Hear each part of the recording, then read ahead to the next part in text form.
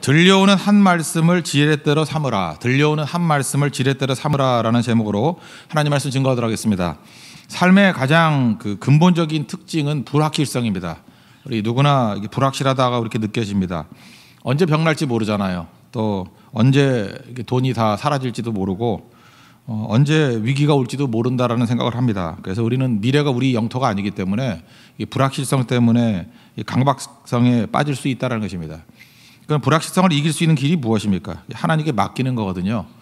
그래서 어찌 보면 불확실성은 나쁜 게 아니고 불확실성이 있기 때문에 우리의 믿음이 자라는 겁니다. 하나님께 맡기는 걸 통해서 믿음이 자랄 때라는 거예요. 여러분, 나이 든 사람보다도요, 젊었을 때 믿음이 더 많이 자랍니다. 왜 그런지 아십니까? 젊었을 때의 불확실성이 더 크기 때문에 그렇습니다. 무슨 직업을 가져야 될지 대학생들 아직 잘 모르잖아요. 누구하고 결혼할지. 지금 사귄다고 결혼하는 거 아니에요. 잘 모르거든요. 이렇게 20살에 자기 마음에 드는 사람이 자기 배우자가 될지 안 될지 그거 확률 5%도 안 돼요. 그러니까 불확실한 거라고요. 내가 몸 불태워서 섬겨야 될 소명이 무엇인지 다 모릅니다. 그래서 불확실성이 많을 때 믿음이 많이 자라는 거예요. 그래서 교회에서도 불확실성이 큰 나이대에 특별히 복음을 증거해야 됩니다. 그때 하나님을 맡기면서 믿음이 자라는 거예요. 모든 게 되게 확실해지면은 되게 이제 뭐 한 60 넘으신 분들은 되게 확실히 돼 있잖아요. 배우자도 또 바꾸기 힘들잖아요. 그죠? 뭐 힘드네요. 직업을 또 바뀌기도 힘들잖아요. 이사도 잘 안 가요. 그죠? 이렇게 잘 안 바뀐다고요. 그러니까 믿음이 들어갈 자리가 별로 없습니다. 크게 없어요. 큰 위기 당하지 않고서는. 그러니까 뒤집어 얘기하면 내 삶이 이렇게 막 질풍노도와 같이 불확실성이 잠깐만 늘어난다 그러면 그냥 긍정적으로 생각하세요. 이건 내가 믿음이 자랄 찬스구나 이렇게 생각해야 된다는 거예요. 내가 나이가 많은데도 불구하고 하나님이 크게 믿음을 성장시키기 위해서 이런 여러 가지 어려움들을 주시는구나 그렇게 생각하면 된다는 것입니다. 근데 이 테스트에서 맨날 떨어지는 사람들이 있다니까요. 불확실성이 오면은 믿음이 아닌 거 선택을 해요. 그래서 믿음이 자라지 않을 정도가 아니라 아예 추락해 버리는 경우가 많이 있다라는 것입니다. 지금 베드로가 불확실한 것입니다. 정확하지 않으니까 헛구물질하죠. 뭔지 모르니까. 그래서 5절 보니까 밤이 새도록 이렇게 그물질했다라는 얘기가 나옵니다. 그래도 얻은 게 없대요. 우리 인생이 되게 그렇습니다. 이 불확실성 속에서 헤매는 인생을 살 때가 많이 있다는 것입니다. 그 삶이 언제 변화되느냐 두 번째인데 삶이 언제 변화됩니까?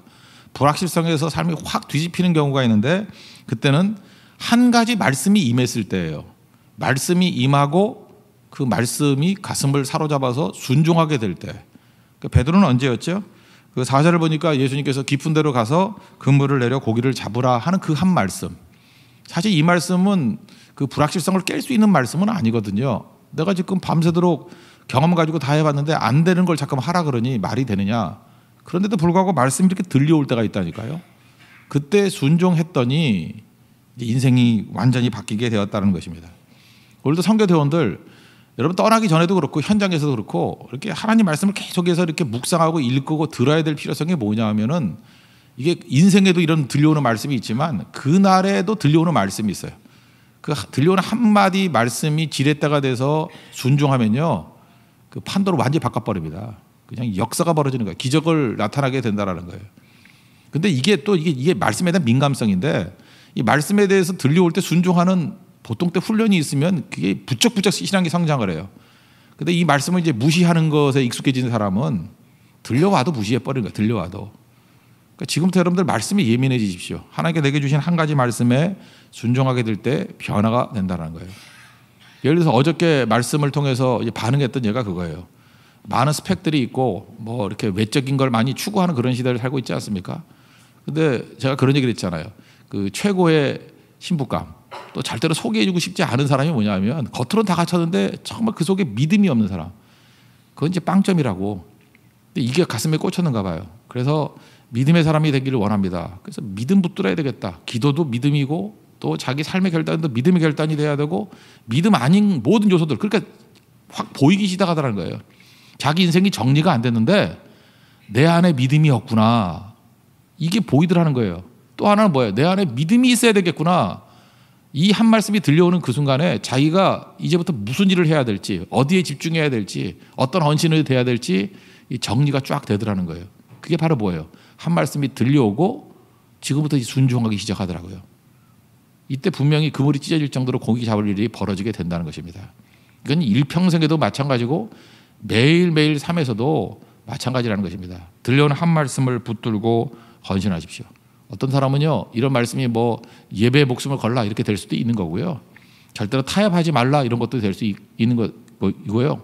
또 하나가 숨어 있으면 안 되고 관계 속으로 들어가야 된다, 뭐 이런 걸로 나타날 수도 있다는 것입니다. 여러분에게 들려오는 그 말씀 앞에 우리 순종하는 종 되기를 바랍니다.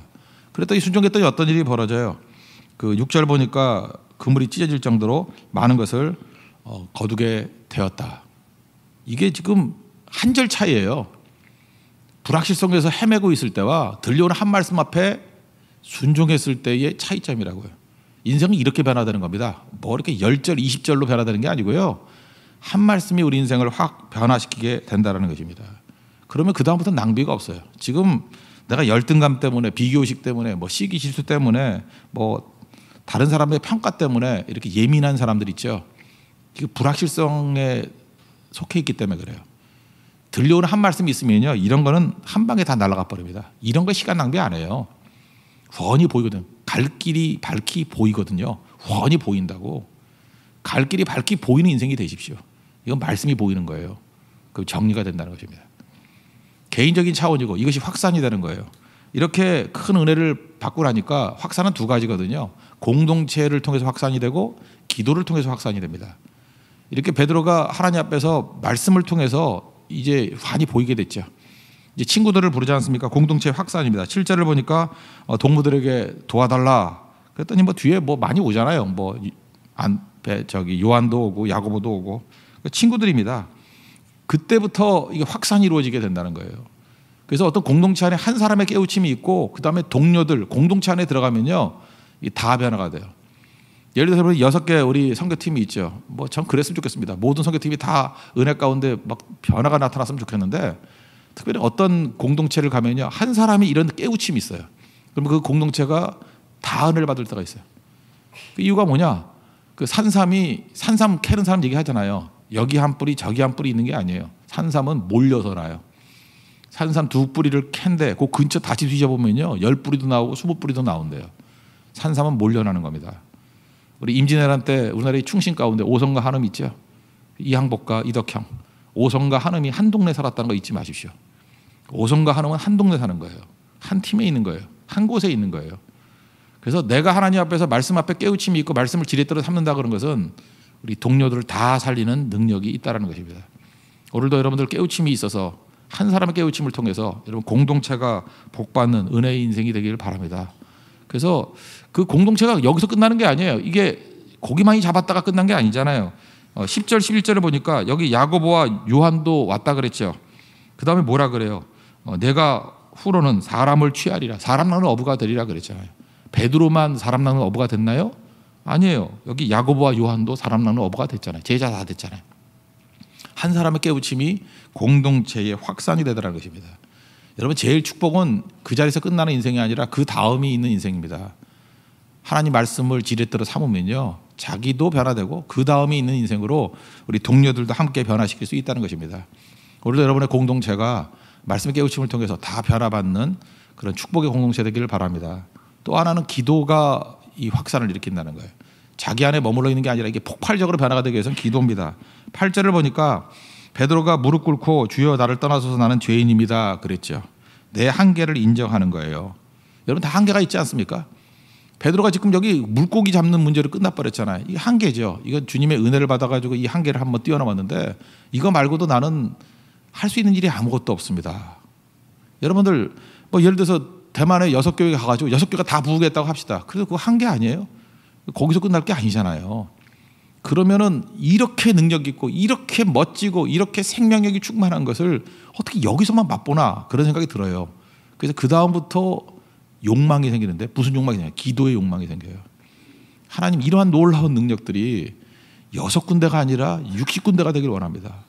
이게 600군데가 되길 원합니다. 이게 바람같이 불기를 원합니다. 근데 내가 할 수는 없잖아요. 그러니까 나는 죄인입니다. 나는 한계가 있습니다. 하나님이 하실 줄로 확신합니다. 라고 하면서 기도가 나오는 거예요. 그래서 그 다음부터 기도가 일을 하잖아요. 사도행전을 보십시오. 사도행전은 그 성도들이요 하나님의 능력의 통로가 돼서 가는 곳마다 이렇게 변화를 일으켜요. 그러고 난 다음에 이게 마음에 차질 않는 거예요. 이런 놀라운 변화가 이 육체적인 한계가 있잖아요. 이 한계는 여기서만 벌어질 수는 없잖아요. 그래서 땅끝이 보이는 거예요. 땅끝. 이 복음이 땅끝까지 이르기를 원합니다. 가보지 않은 거, 보지도 못한 거, 경험도 못한 것을 향해서 기도가 나오는 거예요. 확산이죠. 우리가 물리적으로 접할 수 있는 공동체 확산시켜야 됩니다. 그리고 물리적으로 접하지 못하는 더 넓은 부분, 보이는 부분이 아니라 보이지 않는 부분까지도 확산하기 위해서는 그래서 반드시 기도로 간다는 거예요. 이건 기도해야 된다가 아니라 기도가 터져나오게 돼 있다는 거예요. 여러분 이번 선교대원들이 다 돌아올 때는 기도의 사람으로 돌아오길 바랍니다. 그냥 모든 비전의 확신을 가지고 그냥 건들면 기도가 터져나오는 거예요. 이 은혜가 여기서 끝나서는 안 됩니다. 땅끝까지 가야 됩니다. 우리가 접하지 못한 것까지 가야 됩니다 라고 할 때 그들을 통해서 하나님의 놀라운 일들이 이루어지게 될 것입니다. 그런 승리를 맛볼 수 있는 믿음의 종 되기를 축원합니다.